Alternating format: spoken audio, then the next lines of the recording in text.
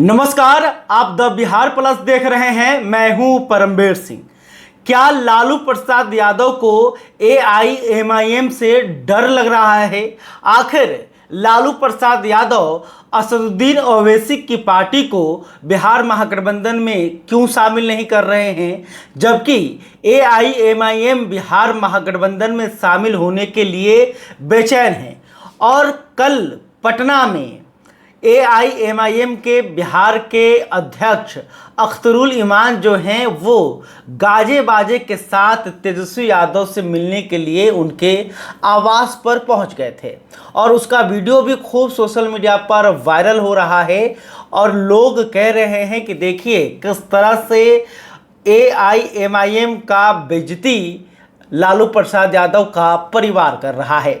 तो तेजस्वी यादव से मिलने के लिए अख्तरुल इमान तो पहुंचे, लेकिन तेजस्वी यादव ने उनके लिए अपना दरवाज़ा नहीं खोला और ना ही उनसे मुलाकात की और अख्तरुल इमान को खाली हाथ वहां से वापस लौटना पड़ा। तो अब सवाल है कि आखिर अख्तरुल इमान वहां गए क्यों थे और अख्तरुल इमान एआईएमआईएम के लिए मांग क्या रहे थे और लालू प्रसाद यादव को किस बात का डर है? आखिर एआईएमआईएम से आरजेडी क्यों दूरी बना रही है? तो देखिए, सबसे पहले अख्तरुल इमान ने आरजेडी के सुप्रीमो लालू प्रसाद यादव को पत्र लिखा और पत्र के जरिए बिहार महागठबंधन में शामिल होने की इच्छा जताई। उन्होंने इस पत्र में लिखा कि अगर आरजेडी चाहती है कि बिहार में सेकुलर वोटों का बंटवारा न हो, इसके लिए हमें जो है बिहार महागठबंधन में शामिल किया जाए। लेकिन इस पत्र का जवाब लालू प्रसाद यादव ने नहीं दिया। उन्होंने इतना भी जरूरी नहीं समझा कि अगर कोई पार्टी का प्रदेश अध्यक्ष पत्र लिख रहा है तो उसे जवाब दिया जाए। लेकिन कुछ दिनों पहले उनके बेटे और बिहार विधानसभा के नेता प्रतिपक्ष तेजस्वी यादव से जब ये सवाल पूछा गया कि आप लोग एआईएमआईएम को लेकर क्या विचार कर रहे हैं, क्या बिहार महागठबंधन में असदुद्दीन ओवैसी की पार्टी के लिए जगह है, इस पर तेजस्वी यादव ने कहा कि देखिए, अभी तक बैरिस्टर साहब की तरफ से कोई सूचना नहीं दी गई है, ना ही किसी तरह का प्रस्ताव आया है। तो यह बात सुनते ही, तेजस्वी यादव के इस बयान को देखते ही अख्तरुल इमान को लगा कि देखिए भाई, मेरे पत्र लिखने से कुछ नहीं हुआ है और पत्र की जानकारी भी शायद तेजस्वी यादव को नहीं है। तो चलिए हम जो हैं शोर मचाते हुए तेजस्वी यादव के आवास पर जाते हैं और अपना प्रस्ताव रखते हैं। तो इसलिए उन्होंने ढोल गाजे बाजे का पूरा इंतज़ाम किया और एआईएमआईएम के नेताओं और कार्यकर्ताओं के साथ तेजस्वी यादव के आवास पर जा धमके। लेकिन तेजस्वी यादव ने ना उनके लिए दरवाज़ा खोला और ना ही अख्तरुल इमान जो कि विधायक भी हैं उनसे मिलने की कोशिश की। तो देखिए, अख्तरुल इमान का कहना है कि हम बिहार महागठबंधन से आरजेडी से ज़्यादा कुछ भी नहीं मांग रहे हैं, हम मात्र 6 सीटें मांग रहे हैं और कोई मंत्री पद की चाहत नहीं है, कोई विभाग नहीं मांग रहे हैं, ना डिप्टी सीएम का पद मांग रहे हैं, हमें मात्र 6 सीटें ही चाहिए। लेकिन देखिए, 6 सीटें क्या, 1 सीट भी देने के लिए लालू प्रसाद यादव जो हैं वो तैयार नहीं हैं। तो सवाल यही है कि या तो फिर लालू प्रसाद यादव को एआईएमआईएम से नफरत है या फिर लालू प्रसाद यादव जो हैं वो असदुद्दीन ओवैसी से डर रहे हैं। तो सवाल ये है कि आखिर एआईएमआईएम का जो बिहार में जनाधार किया है और एआईएमआईएम से लालू प्रसाद यादव डर क्यों रहे हैं?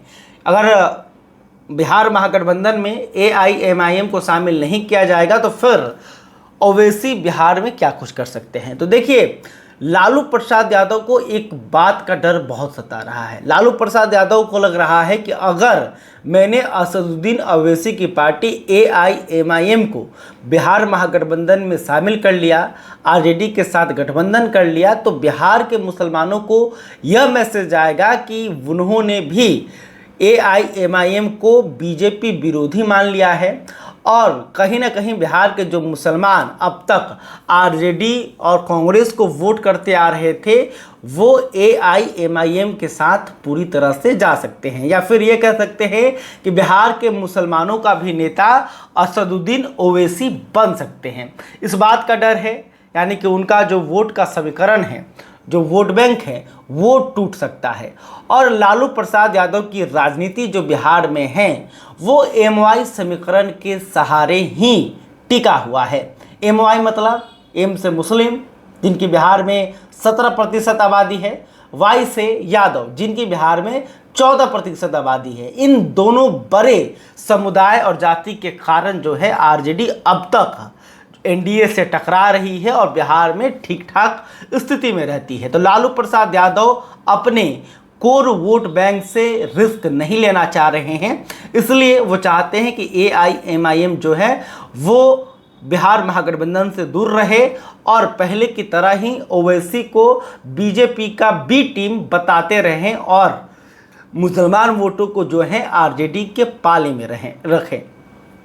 इस बात का डर है। लेकिन अब सवाल है कि चलिए अब बिहार महागठबंधन में ओवैसी की पार्टी की एंट्री नहीं मिलेगी और लालू प्रसाद यादव ने उनके लिए दरवाजे बंद कर दिए हैं, तो अब ओवैसी साहब क्या करेंगे, आखिर वो इस बात का बदला कैसे लेंगे। तो देखिए, इस बात को समझिए कि ओवैसी की जो पार्टी है वो बिहार में नई पार्टी है। बिहार में अब तक बड़े स्तर पर चुनाव नहीं लड़ती थी, लेकिन 2020 में उनकी पार्टी ने 20 विधानसभा सीटों पर चुनाव लड़ा था और 20 विधानसभा सीटों में चुनाव लड़कर एआईएमआईएम ने 5 सीटों पर जीत हासिल की थी, यानी कि बहुत अच्छा जनाधार था। खास बात यह थी कि 5 जो सीट हैं वो बिहार के सीमांचल क्षेत्र से निकल कर आए थे और सभी के सभी मुस्लिम बहुल विधानसभा क्षेत्र थे।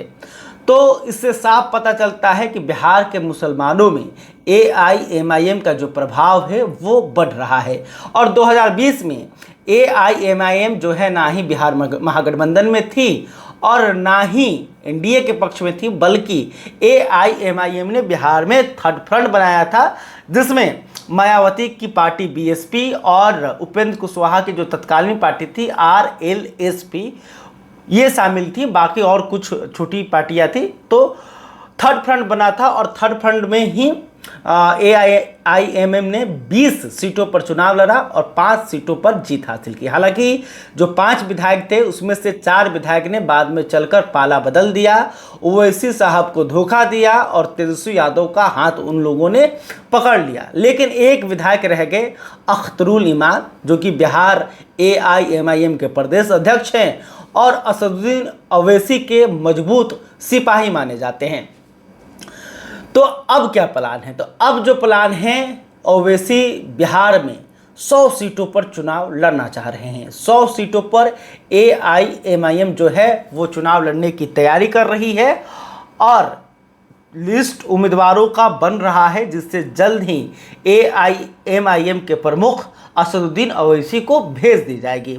इसके अलावे ओवैसी जो हैं वो बिहार के ऐसे दलों से भी संपर्क साध रहे हैं जिनका बिहार में ठीक ठाक प्रभाव है और वो किसी भी गठबंधन में शामिल ना हो, ताकि बिहार में तीसरा मोर्चा 2020 की तरह बनाया जा सके।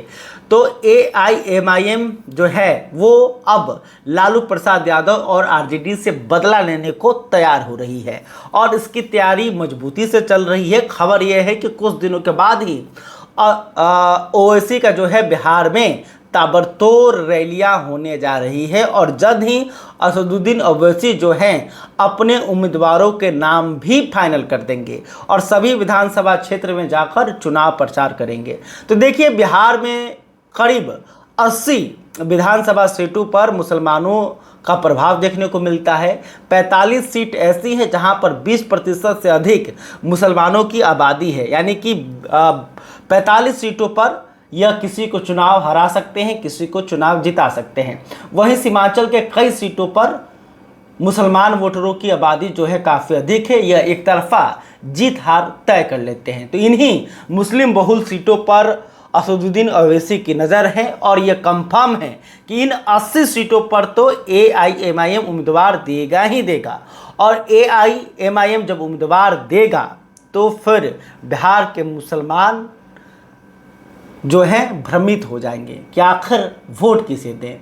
हम उस पार्टी को वोट करें जो कि अब तक मुसलमानों की वोट लेती रही है, लेकिन उन्होंने कभी भी किसी मुसलमान को डिप्टी सीएम नहीं बनाया, उन्होंने कभी किसी मुसलमान को मुख्यमंत्री नहीं बनाया, या फिर कोई भी बड़ा मंत्रालय जो है उन्होंने नहीं दिया। या फिर बिहार के मुसलमान असदुद्दीन ओवैसी के साथ जाएंगे, जो कि बिहार की अक़लियत की बात करते हैं, दलितों की बात करते हैं, मुसलमानों की हिस्सेदारी की बात करते हैं कि जिसकी जितनी संख्या उसकी उतनी भागीदारी की बात करते हैं।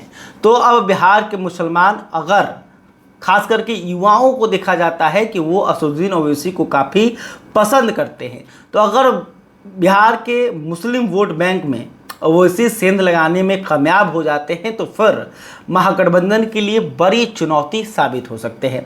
2020 में तेजस्वी यादव जो है मात्र 10 सीटों के कारण मुख्यमंत्री बनते बनते रह गए थे और बिहार में महागठबंधन की सरकार नहीं बन पाई थी।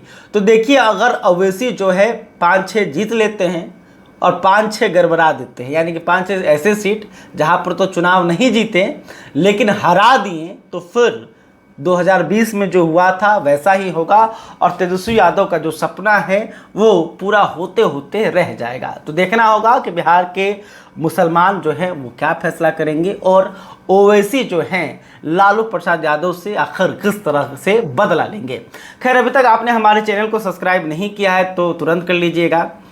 इस खबर को लेकर, ओवैसी साहब को लेकर आप क्या सोचते हैं, कमेंट करके ज़रूर बताइएगा। हर कमेंट हम पढ़ते हैं और हमें अच्छा लगता है कि आप लोग हमारे वीडियो को देखते हैं और कमेंट करते हैं और लाइक भी कर दीजिएगा। लाइक से क्या होता है कि इस वीडियो को यूट्यूब और रिकमेंड करता है, तो लाइक और कमेंट ज़रूर कीजिएगा। बहुत बहुत धन्यवाद।